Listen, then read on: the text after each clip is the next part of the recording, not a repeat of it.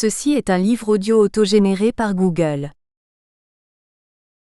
Collection évaluée. Dirigée par Jean Aubény et Loïc Clavier.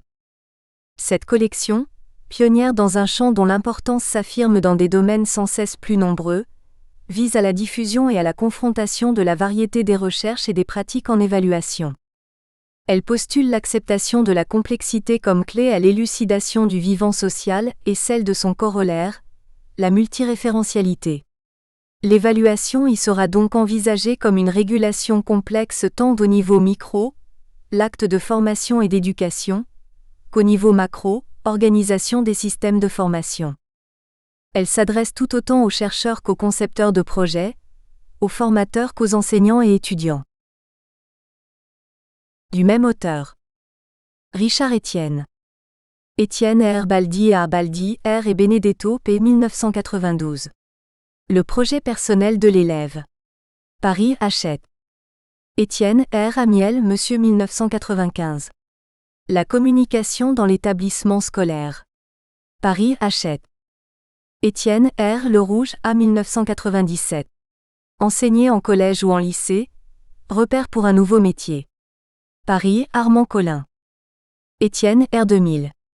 Les réseaux d'établissements, enjeux à venir. Paris ESF. Etienne R. Groux Dédire 2002. Échanges internationaux, difficultés et réussites. Paris L'Harmattan, collection Education comparée. Fuma Y. Vincent CL, Etienne R. 2003. Analyser les situations éducatives. Paris ESF. Tozzi Monsieur Etienne R. 2004. La discussion en éducation et en formation, un nouveau champ de recherche.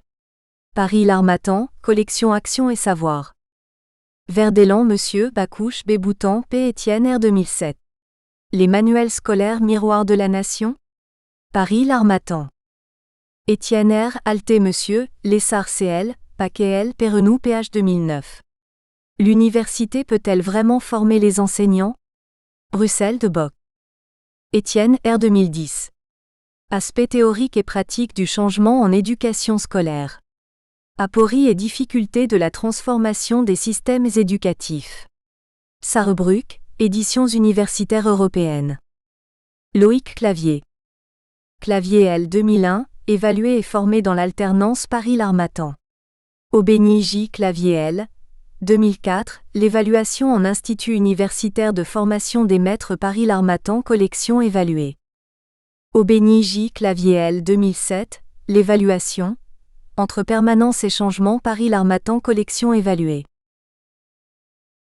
Préface. Yvan Abernaud, 1. Les hommes élèvent leurs enfants. D'autres espèces, dites évoluées, s'occupent aussi de leurs petits mais nous avons interposé l'école. Sans doute à la fois pour permettre aux parents de s'adonner à d'autres tâches, et parce qu'ils ne maîtrisaient pas le savoir jugé nécessaire aux jeunes. Ce faisant, il est apparu que d'être lettré ne suffisait pas et que quelques formations à la pédagogie s'imposaient. De surcroît, les bénéficiaires devenaient par étapes plus nombreux, d'une petite partie de la progéniture noble jusqu'à la massification encore en cours, en passant par les jésuites et les lois Ferry, le métier s'est transformé. Au moins, les hussards noirs de la République n'avaient-ils pas à faire face, en plus de l'accroissement des effectifs et des savoirs, à un emballement des techniques de communication. Dans nos mythiques écoles normales, s'enseigna de génération en génération, le bon usage du tableau noir et de la craie, du manuel et de la monstration lors de regrettées leçons de choses. Comme leurs aînés, nos apprentis enseignants vont devoir composer avec les difficultés inhérentes à toute intention éducative formelle, mais ils devront aussi composer avec de nouvelles technologies de recherche, de production et de transport de l'information. Qu'il faille dorénavant plus de temps pour apprendre ce métier en complexification constante, chacun le reconnaît. Mais que la réponse à cet impératif se présente sous la forme d'une masterisation et d'une presque complète suppression de la formation au métier, personne ne s'en satisfait. Les auteurs de ce livre, chacun de son point de vue conceptuel, institutionnel et géographique, vont analyser la réforme et en montrer les dérives et les manquements. Comme souvent, c'est l'évaluation qui concrétise la critique. Interface entre l'institution de formation et la société, c'est elle qui définit par rétro-guidance les préparations au concours et les caractéristiques des futurs enseignants. C'est donc par elle que le scandale arrive. Disciplinariser la formation d'abord, faire fi d'une ancienne notion très respectée en son temps, la vocation. Davantage d'années de formation soit, mais en s'orientant tôt, tels les juristes ou les médecins. Différer l'entrée dans le métier est en soi très discutable, et en quelque sorte contre-productif quant au temps consacré à son apprentissage. Par ailleurs, il y a fort à parier que les étudiants brillants dans leur discipline de premier cycle ne s'orienteront pas vers l'enseignement, mais vers ce qui a motivé leur inscription originelle. Il n'est pas possible d'écrire en toutes lettres qu'au moins l'université servira à ça, mais ce sont des propos que certains décideurs relaient en pensant faire d'une pierre deux coups, de la démagogie et des économies. Au vu de ce qui est rapporté dans ce livre et dans d'autres, les économies ne vont pas aller bien loin car premièrement, il faut tout au contraire investir prioritairement dans la formation de la jeunesse sous peine d'une régression délétère, et deuxièmement, parce qu'une formation bâclée produit des professionnels en malaise croissant, ce qui, à terme, coûtera fort cher à la société. Pourtant, l'affichage semblait répondre à une triple nécessité. Initier les enseignants du secondaire à la pédagogie, instruire davantage ceux du primaire et les initier tous à la recherche. En effet, revaloriser le métier en promouvant des novices plus cultivés, plus professionnels et plus à même de participer à la construction du savoir académique, didactique et expérientiel, paraît partir d'une intention reconnue bonne par tous. Malheureusement, un imbroglio de directives, l'instauration de concurrence entre les ex-néo-IUFM et l'université, l'accréditation de formes et de contenus trop hétérogènes, etc., ont mené à une perte de visibilité favorisant les stratégies d'obtention du concours au lieu de constituer le levier de promotion d'enseignants mieux préparés, plus collaboratifs, entre eux et avec les chercheurs, les parents, etc. Plus créatifs, plus imaginatifs, bref, plus heureux et plus performants. Car en fin de compte, l'évaluation des formations d'enseignants confine à celle des résultats des élèves. Or, tout en restant critique vis-à-vis des évaluations internationales, il est inquiétant de constater la régression de la France, quittant le haut du classement pour un rang moins glorieux, surtout au vu de son investissement dans l'éducation. Si encore, la performance du système pouvait être expliquée par un moindre investissement.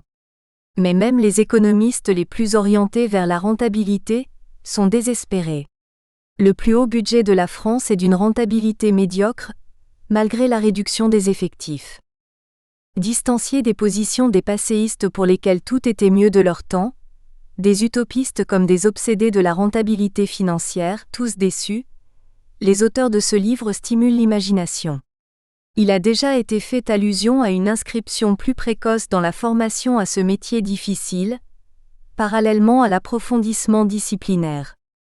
L'apprenti pourrait collaborer à la vie d'une classe et assister le titulaire, tout en suivant sa formation théorique en alternance.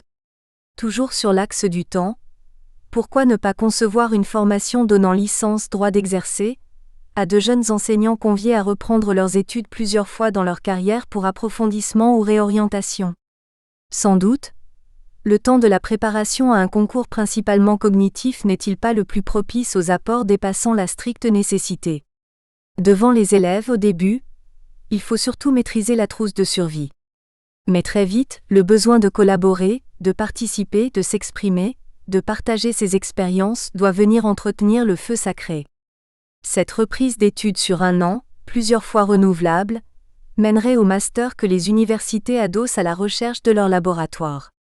Inscrit dans le plan de carrière, ce diplôme pourrait être assorti d'une promotion substantielle. Autre aspect évaluatif très révélateur d'une mauvaise approche de l'interface formation-profession, la gestion des effectifs par le concours. Dans certaines formations universitaires, il existe un numerus clausus. Il s'ensuit que de bons étudiants sont reçus collés. Autrement dit, pour certains carabins par exemple, il ne faut pas satisfaire aux critères de compétence mais ne pas concourir face à trop de candidats plus doués pour les évaluations. Sous une autre forme, il arrive que dans certaines disciplines d'enseignement on recrute des candidats ayant des notes très faibles au concours parce qu'on en manque. Il y a matière à réflexion quant à ce que les docimologues appellent la validité de l'évaluation. Apporte-t-elle bien la preuve attendue?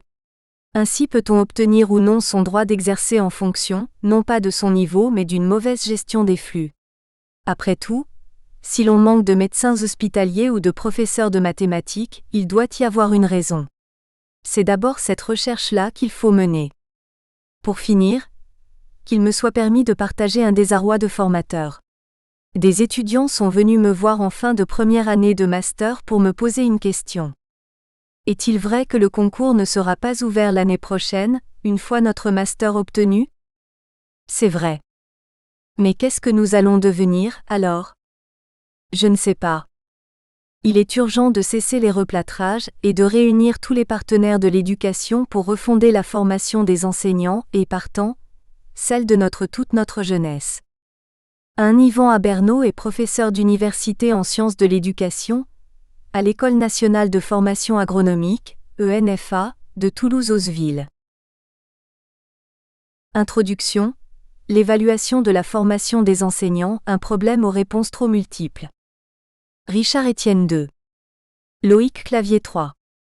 Dans presque tous les pays, les réformes incessantes de l'éducation amènent des bouleversements et une concurrence forcenée entre diverses pratiques et plusieurs modèles d'évaluation, notamment en ce qui concerne la formation des enseignants. Ces réformes imposent aussi parfois un pilotage par les résultats. D'où, en France, depuis 2010, des concours intégrés dans un parcours de professionnalisation. 3 objectifs coexistent donc dans le master qui a été mis en place. Une préparation à un concours avec une base disciplinaire. Une formation professionnalisante ou qui se veut telle, puisqu'elle se rapporte à un référentiel de compétences. Une initiation à la recherche, puisque l'adossement à la recherche fait partie de ce niveau de diplôme. L'ironie du calendrier veut que le Conseil d'État vienne d'annuler avec effet au 31 juillet 2012 toute la réforme de masterisation. Ce livre n'en présente que plus d'intérêt pour ce qu'il convient de faire, ou de ne pas faire en termes d'évaluation dans la formation des enseignants. Première partie. Où en est-on de la masterisation du point de vue de l'évaluation ? Le durcissement de l'évaluation. Aubeny et Clavier, 2004, avait fait un premier état des lieux sur l'évaluation en institut universitaire de formation des maîtres. Même si cet ouvrage reste une étude approfondie et pertinente de cette double décennie, 1990 à 2010, les bouleversements apportés par les décisions politiques mais aussi périssaient, dans ce volume, dans la plupart des pays visent une double élévation de niveau. Celui de la professionnalisation qui est devenu le mot le plus cité dans les attendus des réformes curriculaires et celui des savoirs tant académiques que professionnels. Qui dit niveau impose un durcissement de l'évaluation tant en ce qui concerne les acteurs, les personnes, que les dispositifs de formation, voire les institutions en charge de la formation initiale, puisque nous nous intéressons avant tout aux enseignantes et enseignants débutants ou sur le point de débuter.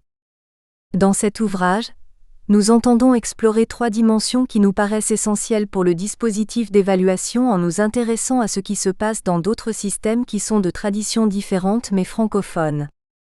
Le pilotage par les résultats. Combien de titulaires de master, combien de lauréats et combien d'étudiants employés ? Et pour quels résultats ? L'articulation entre les enseignements et les compétences professionnelles attendues. Les effets de l'évaluation sur les stratégies des étudiants. L'évaluation professionnalisante portée par les anciens modèles de formation des enseignants se heurte à des modèles évaluatifs imposés par les autorités scolaires et parfois antagonistes. Les institutions de formation sont confrontées à un changement de culture, voire à une universitarisation rapide. Etienne et al., 2009.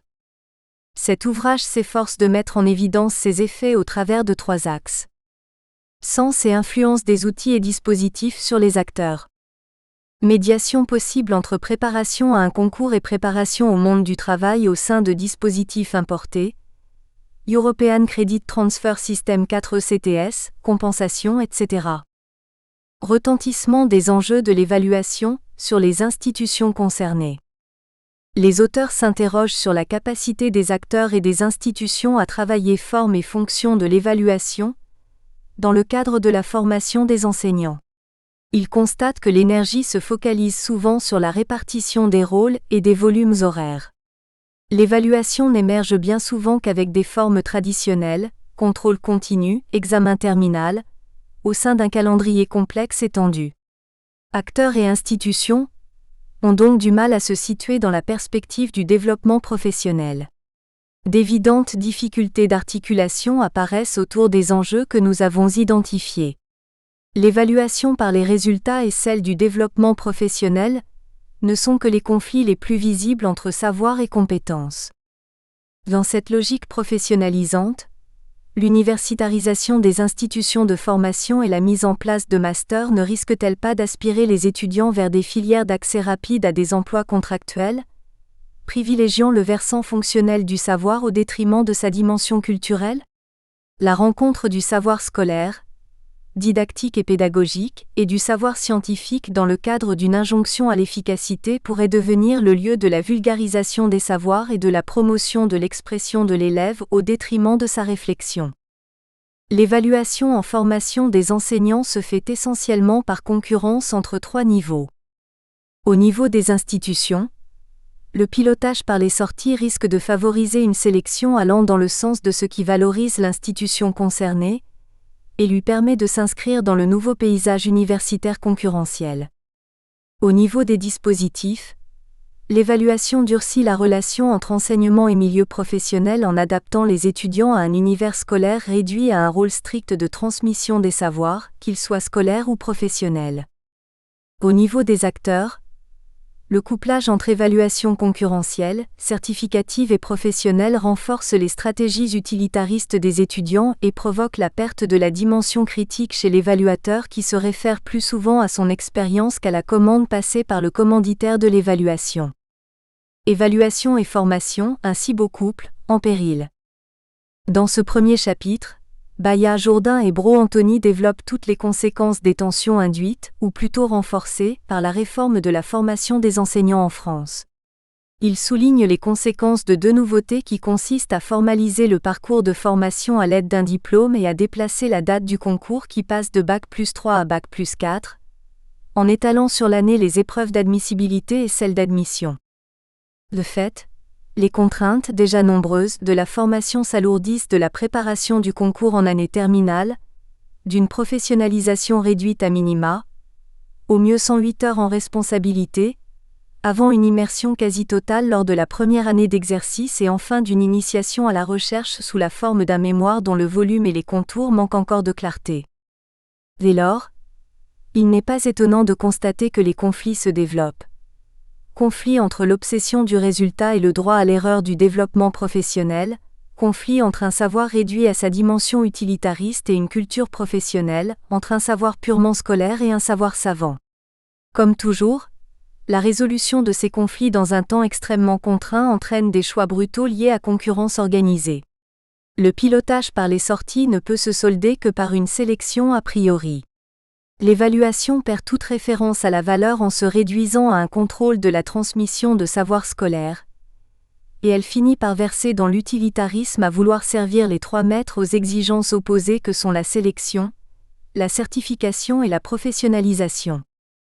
C'est ainsi que le piège de l'efficacité déclenche celui de l'évaluation, Aubeny 1987, et fait disparaître l'esprit critique. Il est difficile d'atteindre les 5 objectifs assignés à ce nouveau master. Constituer une suite à toutes les licences, former par alternance avec des stages aussi courts et facultatifs, préparer à des concours dont les objectifs sont loin d'être universitaires, former à et par la recherche, Etienne 2008, préparer enfin à d'autres débouchés que ceux de l'éducation. La perte du sens critique émousse la perception des tensions entre l'universitaire et le professionnel, voire débouche sur la captation du public par quelques universités qui s'organisent pour capter ce marché.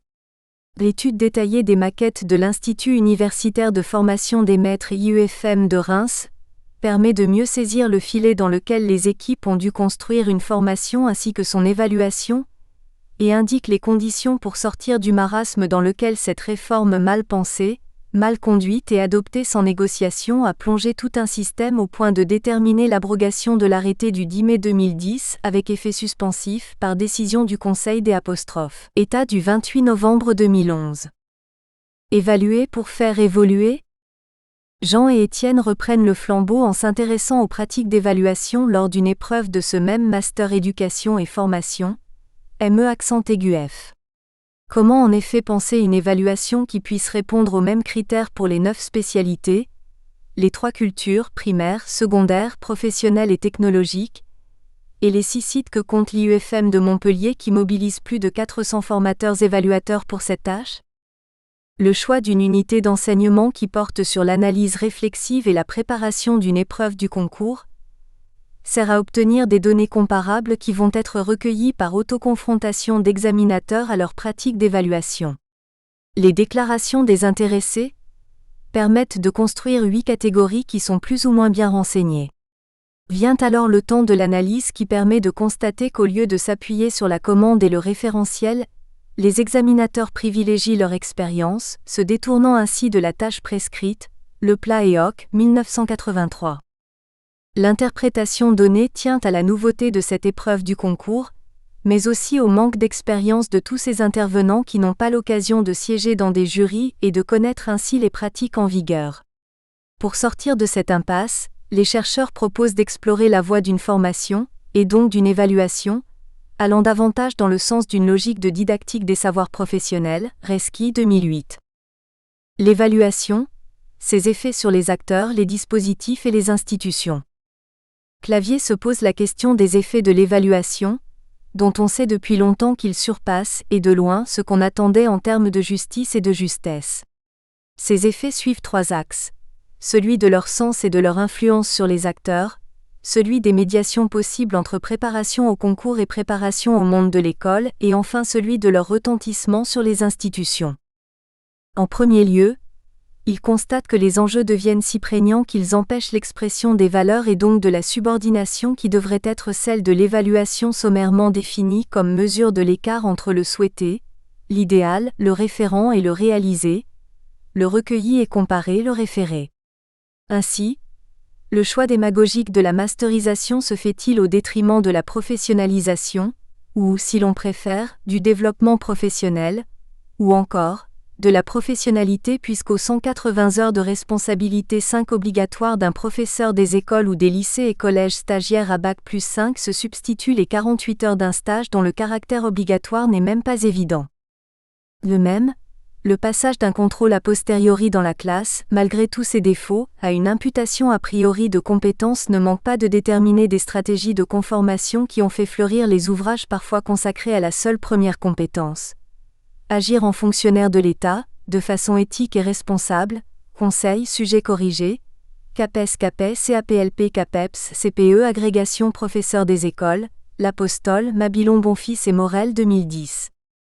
Par ailleurs, l'universitarisation entraîne un retour à la dimension sommative et certificative de l'évaluation, là où le développement des IUFM comme institution de formation avait entraîné des formes plus réticulaires et partagées, les visites formatives, la période considérée comme formative précédant une autre plus proche du contrôle, le partage des tâches entre les différents formateurs, etc.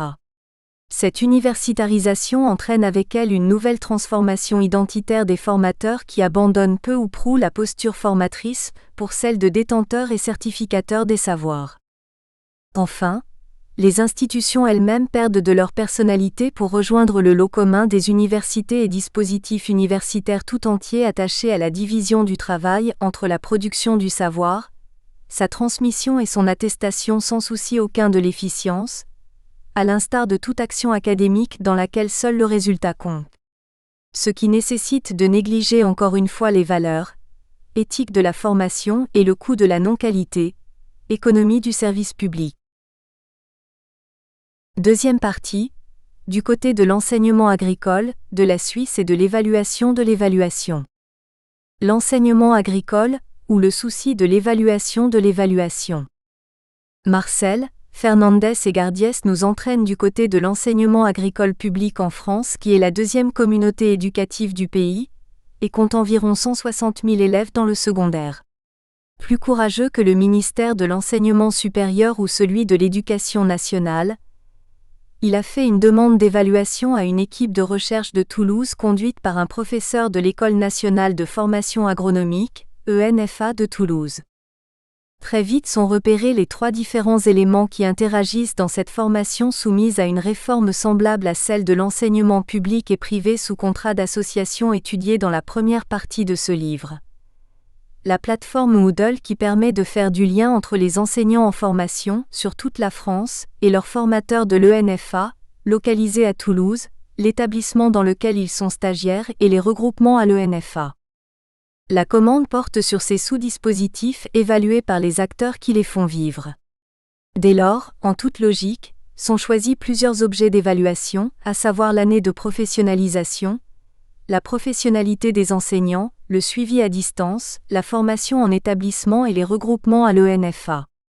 Ce projet très ambitieux, peut-être trop pour être réalisé en si peu de temps avec si peu de moyens, a imposé une mise en œuvre très contrainte. D'abord une révision de certains termes, celui de suivi a été préféré à celui d'appui. La professionnalité est bien un objectif mais les enseignants font plutôt état de difficultés, dans la conduite de la classe, chez certains élèves et dans le cadre prôné du travail en équipe, auquel les conseillers pédagogiques ajoutent la préparation des cours et l'évaluation des élèves. La plateforme est utilisée mais son ergonomie manque d'attrait. Quant à la formation en établissement, son existence attestée est contrebalancée par des rapports quasi inexistants entre les équipes de direction, les conseillers pédagogiques et l'ENFA. Malgré leur caractère parcellaire et insuffisamment approfondi en raison des circonstances de l'enquête, les réponses permettent de poser plusieurs questions, à commencer par celle du bon moment pour évaluer une formation d'enseignant, en cours à la fin ou 3 ans plus tard. Il y a aussi le défi de l'articulation entre les sous-dispositifs de la formation, accru par la présence du virtuel. Déjà abordé dans les chapitres précédents, le dilemme de la référence professionnelle apparaît dans toute sa crudité. Le référentiel de compétences 6 ou la référence de métier, voir aussi Jean Esperluet-Étienne pour cette prégnance du métier réel sur le métier prescrit. Qui doit évaluer ? Le perpétuel dilemme entre l'évaluateur qualifié et l'évaluateur concerné. Quelle méthodologie d'investigation entre l'opinion créative et les critères pré-rédigés sur des points précis.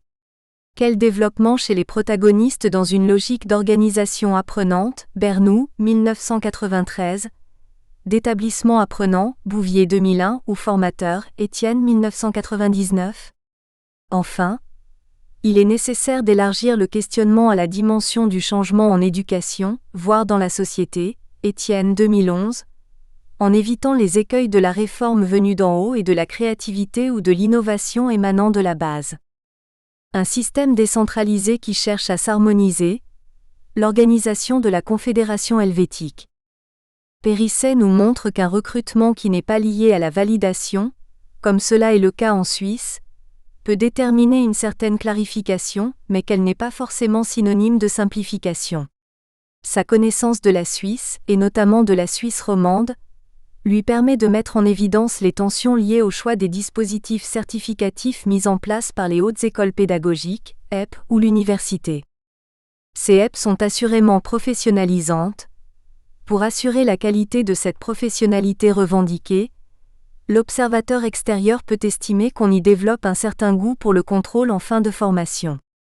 Cela se réalise cependant dans une grande variabilité des dispositifs de certification. L'histoire spécifique de chaque canton et de chaque institut de formation joue un rôle éminent dans les choix effectués.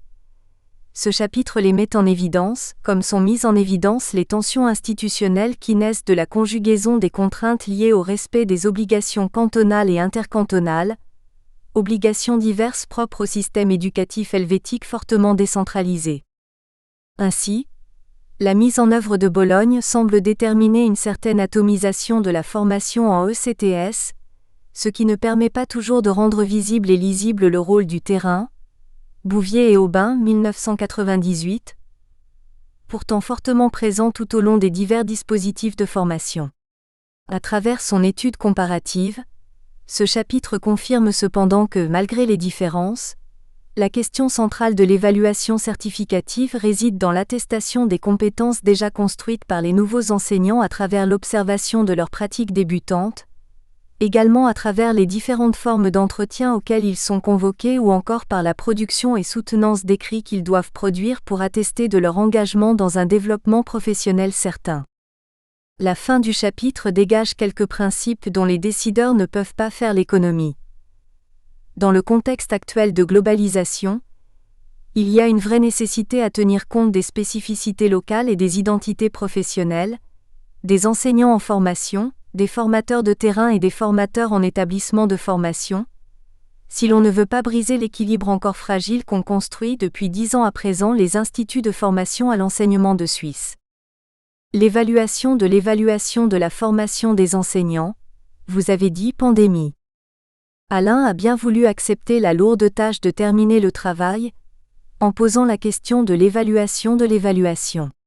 Sa position méta-réflexive s'ancre dans la réalité contemporaine d'une étrange maladie qui frappe le monde des sciences et de l'enseignement, qu'il soit primaire, secondaire ou supérieur, l'évaluationnite. Il en décrit les symptômes, en constate les dégâts et remonte à ses causes. Une logique de marché qui tente à généraliser la concurrence entre universités.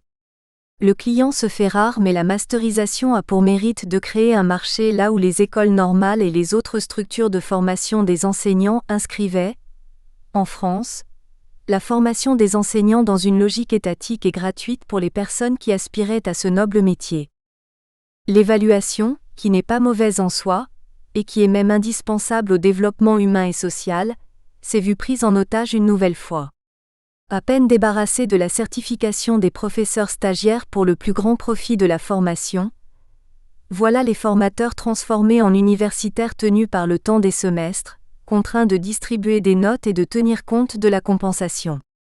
Le tout, alors que le ministère de l'Éducation nationale s'appuie sur un référentiel de compétences qui procède d'une logique opposée. Et ces trois logiques se ruinent les unes les autres. Au master l'évaluation qui vise la moyenne, au concours celle qui cherche l'excellence et à la formation celle qui fonde l'accompagnement. Alain rappelle que cette accumulation de dispositifs sur les 2 années de master, et plus précisément sur la deuxième, aboutit en quelque sorte au retour du refoulé. L'évaluation cède la place au contrôle qui n'aspire qu'à la conformité, donc à la perte des différences pour aller vers l'uniformité. Au pays d'Astérix, le pire n'est jamais sûr et l'analyse de pratique inaugure une résistance qui s'insinue dans les mailles d'un filet, pourtant bien étroite et faite pour ne laisser passer qu'un fretin universitaire. C'est compter sans la geste formation, geste professionnel et analyse des pratiques, Alain 2010. Chassée par décret, la formation se réintroduit grâce au savoir-faire des équipes et des universitaires qui l'ont travaillée. La pratique, si minime soit-elle, peut être formatrice à condition d'être adossée à une formalisation respectueuse de l'intimité des personnes. Le choix du portfolio déjà largement commenté, Van Nulle Etienne et al. 2009, s'accompagne d'une modalité originale. Le portfolio à proprement parler n'est pas communiqué car c'est un extrait qui est soumis aux évaluateurs. Enfin, Alain nous livre des documents précieux montrant comment l'évaluation de l'évaluation permet d'échapper à l'évaluationnite, tout en induisant une amélioration des dispositifs de formation et d'évaluation. La lecture de cet ouvrage devrait permettre de poser la problématique complexe de l'évaluation dans la formation des enseignants, qui ne peut se réduire à leur seule certification, mais qui ne peut non plus se dissoudre dans le seul accompagnement.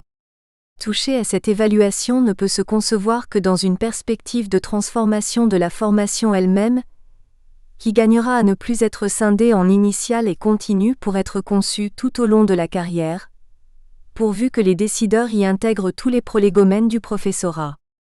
2. Richard Etienne est professeur émérite en sciences de l'éducation, à l'Université Montpellier 3. Il effectue ses recherches au sein du LIRDEF, et A 3749. 3. Loïc Clavier est maître de conférences en sciences de l'éducation à l'Université de Nantes. Il effectue ses recherches au sein du CREN, et A 2661. 4. Les sigles sont développés lors de leur première occurrence, et une table des sigles figure en fin de volume. 5. Dans une intention de simplification, nous réduisons ce total au nombre le moins élevé observé dans le secondaire avant la réforme.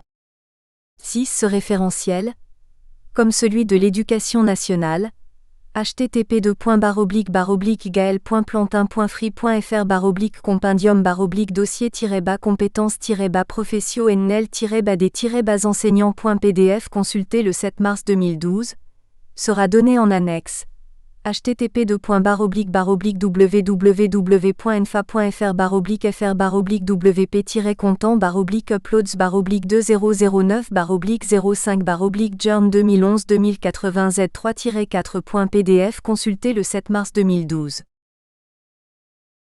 Chapitre 1 autour des masters éducation et formation. Formation professionnelle diplômant ou diplôme universitaire professionnalisant. Gilles Bayat, Christine Jourdain, Stéphane Brault, Anthony Huy. Introduction. La réforme de la formation des enseignants en France procède d'une série de décisions, dont il faut rappeler les principales étapes. La loi d'avril 2005 décide simultanément l'intégration des IEFM au sein des universités sous la forme d'écoles internes régies par la... Nous espérons que vous avez apprécié cet aperçu. Pour continuer à écouter ce livre audio sur Google Play Livres, utilisez le lien dans la description de la vidéo.